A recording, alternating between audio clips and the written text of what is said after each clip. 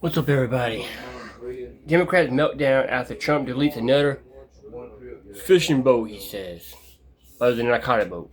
So enjoy. Also, this video is sponsored by Kraken Black Spice Rum.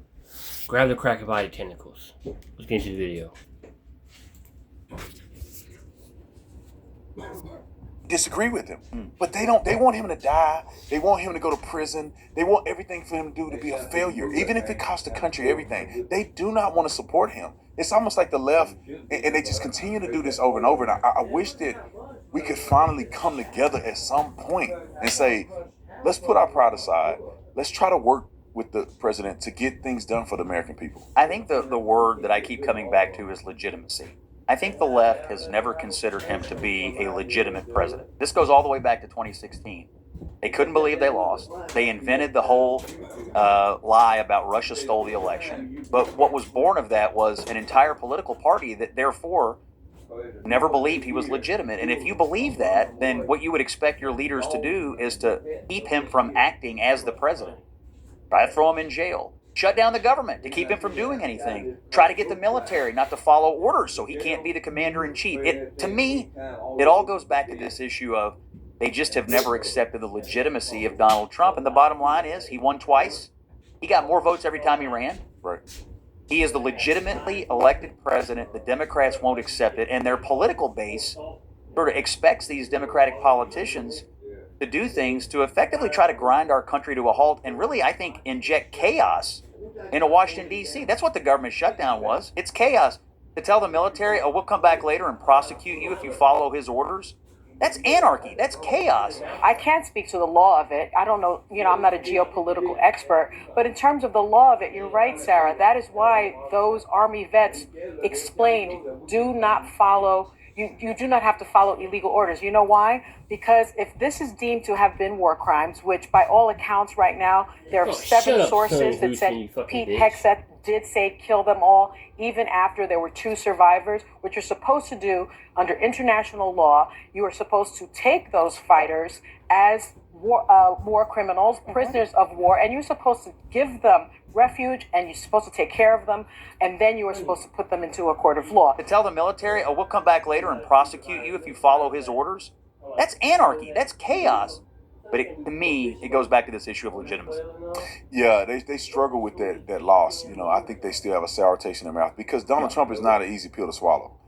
Because they talked all that stuff, they did him the way they did him, and now they thought he would go away and never come back, and now they got to face the music of what they did to him. And he's very harsh. He's not going to take no prisoners when it comes to this. He's going to call them out and expose them for what they have done to him over the years, what they've done to the American people over the years. And it's bizarre to me that they continue this madness. Telling the military to not obey commands, it puts a lot of people in danger, in my opinion, because I think that's more dangerous than actually listening to unlawful commands. Because where do you draw the line at what you will do and what you won't do? Where do you, like the Supreme Court will make a justification on saying whether or not Donald Trump can do that legitimately according to the law and interpretation of the law. Let me tell you something. I believe with all of my heart that every life has value. That's why I proudly stand with Save the Storks. They don't just talk about being pro-life, they live it. They are Life Army, meeting women where they are and showing compassion, truth, and hope before it's too late. Right now, there are 108 mobile medical units or stork buses across the country reaching women before they make a devastating choice or attempt their own.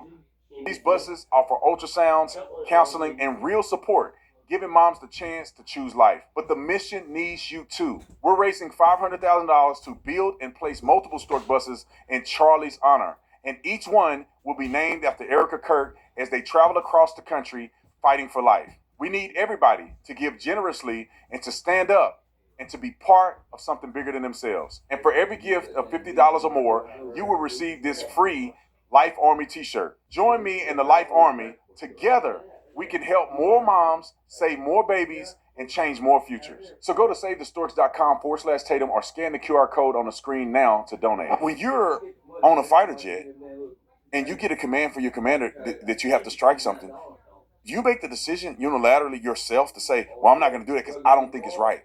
That's not how it should operate. And what's crazy is it's not even really subtle. What they're saying to the military is, well, if you follow these orders today, in a few years when we're back in charge, if we're back in charge, we're going to come back and decide then if those were illegal orders, and we'll hold you responsible. Yeah. And so, the average military person, remember after Ferguson, they had the thing called the Ferguson effect. Police officers, you know this. How many police officers were worried about carrying out legitimate law enforcement operations because they were worried Democratic politicians were going to come back later and try to ruin their lives, throw them in jail? It happened all over the place. The same could be true with the military. Trying to sow doubt in the minds of somebody who's on the front lines of some military operation, make them hesitate, puts lives in danger. The idea that 6 years from now, Democrat politicians are going to go back in time and try to accuse you of doing something illegal, this is so irresponsible. And the people doing it, Mark Kelly, senator here in Arizona, he knows better. He knows better. And it's naked politics, and it's awful.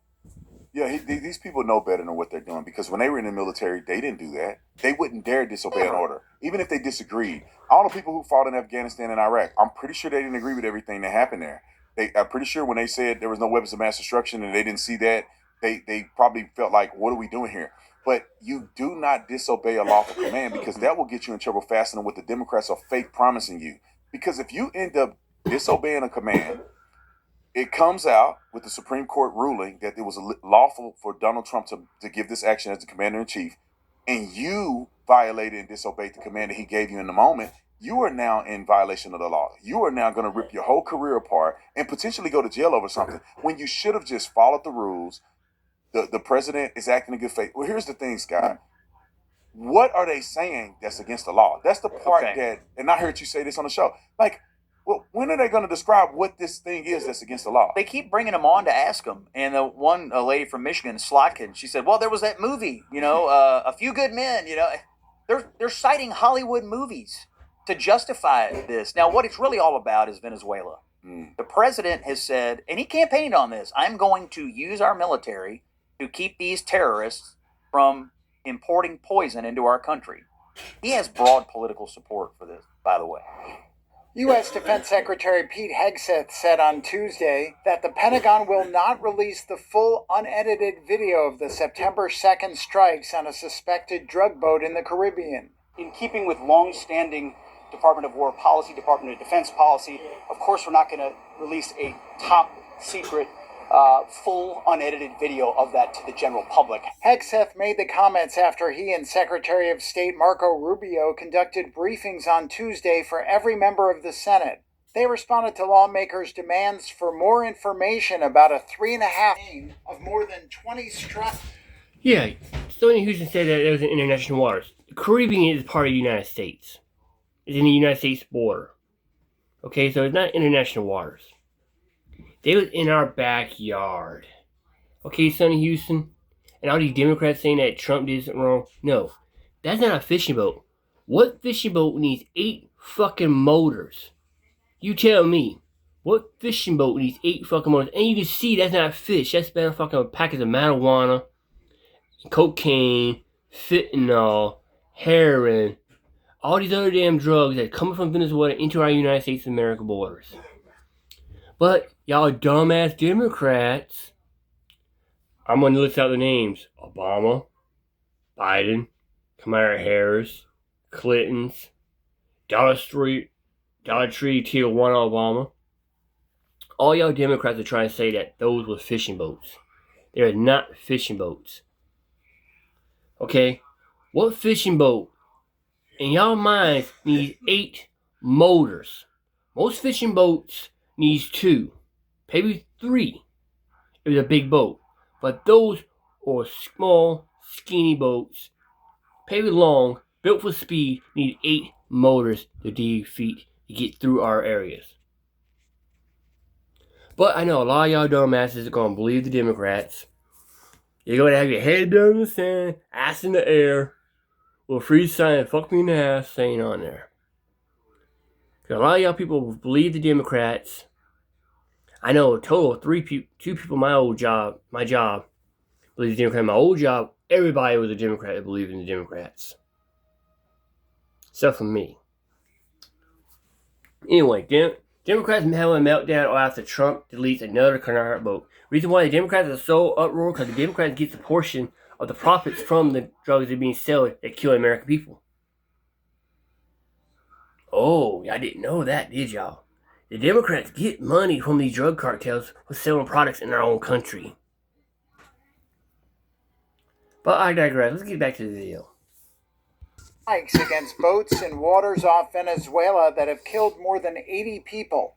The strikes on September 2nd have been of particular concern after it emerged that the commander overseeing the operation ordered a second strike to take out 2 survivors. On Monday, the Pentagon released video of the latest strikes of suspected drug boats. This time, 3 vessels in the Eastern Pacific. The U.S. Southern Command said 8 men were killed in the operation. Democrats left the Senate briefing saying it had been too short and that the Trump administration officials had not seemed prepared to thoroughly answer questions. Republicans generally praised Trump's action, which the administration says is intended to fight trafficking in drugs responsible for the deaths of Americans. The use of the military to attack suspected drug vessels marks a stark departure from how the U.S. has historically dealt with them. The Trump administration has sought to defend the legality of the strikes, which some legal experts have said amount to unlawful extrajudicial killings. The president has said, and he campaigned on this, I'm going to use our military to keep these terrorists from importing poison into our country. He has broad political support for this, by the way. But the Democrats don't want him using a muscular response to these narco-terrorists in our hemisphere, so they put out this video, alluding to the idea that there are illegal orders. They can't name any illegal orders. Then they invent this idea that Pete Hegseth gave illegal orders on this September the 2nd boat strike. Well, it turns out that was a lie. And the admiral in charge of it says, no, I made the call. We were supposed to sink the boat. I had a military lawyer, a JAG officer with me. We assessed it. It was a legal order, and we gave a lawful command, and that's what we did. But the entire run-up to that was Democrats and the Washington Post out there saying, oh, Pete Hegseth himself broke the law, and now he's a war criminal. And here's the thing. It was debunked. We have testimony saying it was debunked. But every Democrat in the country now has taken as an article of faith that Pete Hegseth is a war criminal who needs to go to jail. That's what they try to do. They create narratives, and even though they get debunked later, that's the story they run with. Right. And there's no facts to it, but that's what they want people to believe. Do you agree with those assessments that there was no cohesive argument that was made for why these are legal, justified strikes? No. We must have been in a different briefing, or one of us is lying. Rubio was there, Hegseth was there, Chairman Kane was there, lawyers were there. They were very eloquent, they were very thorough. Here's what I took away from it. These military strikes against narco-terrorists carrying drugs and boats to the United States are legal. They're effective. Traffic is way down. The intelligence on which they are based is exquisitely good. There are checks and balances at every stage to make sure that innocent people who just happen to be in a boat are not hurt. Go ahead. I want to just play this from your colleague, Senator Lindsey Graham, asked about the big picture with what the goal is with regard to Maduro and where this mission is going. Watch. I want to know what's going to happen next. Is it the policy to take Maduro down? If he's still standing when this is over, this is a fatal, major mistake to our standing in the world. If after all this, Maduro is still in power, that's the worst possible signal you could send to Russia, China, Iran. And it's strategic.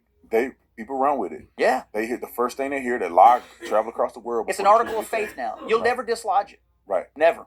It's the same thing about the Ferguson thing. Michael Brown, people still probably say hands up, don't shoot. And you're like, that was debunked a long time ago, the DOJ. By Obama's DOJ. Obama DOJ. Yes.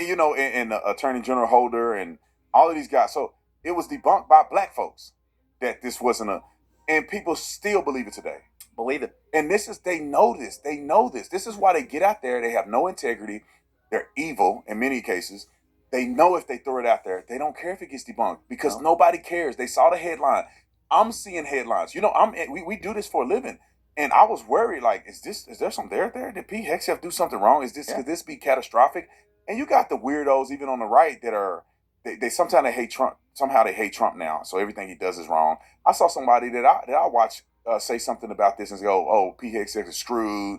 They broke the law. And I'm like, so it kind of had me thinking, like, did something happen here? Because it could happen, you know, but I think it's highly unlikely. I really do think Donald Trump is acting in good faith. Man, why do people have a problem? This is how the Democrats lost last time, which I hope that they lose again this time. No one with common sense has a problem that we shut the border down.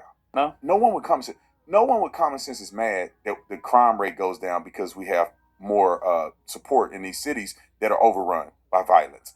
Nobody's mad that drugs aren't coming in our country, killing citizens. So people that have lost their family members to drug addiction and all this stuff, they are watching these boats explode and they go, thank God somebody's doing something about this. Yes. What are the Democrats thinking? Do they think this is a winning message? Well, this comes out in my book, but one of the things Donald Trump has to live with is that if he is for something, the Democrats will reflexively be against it no matter what. I mean, look, the immigration issues all year long. He said, we're going to close the border. We can't do that. We're going to deport people who came here, broke our laws, and they're criminal aliens, and we're going to deport them. We have to stop them. Even, you know, a big part of the book on immigration is about the Kilmer Abrego Garcia guy. Yeah. He saw 20 judges. He had an existing deportation order. He was an MS-13 gangbanger. He beat his wife. He was involved in some kind of human trafficking. Go on and on and on. Democrats, they didn't work hard for American citizens this year as they worked for Kilmer Abrego Garcia. He got their best effort. And by the way, he's still here. It's so easy to get here, or it was, and it's so hard to get out.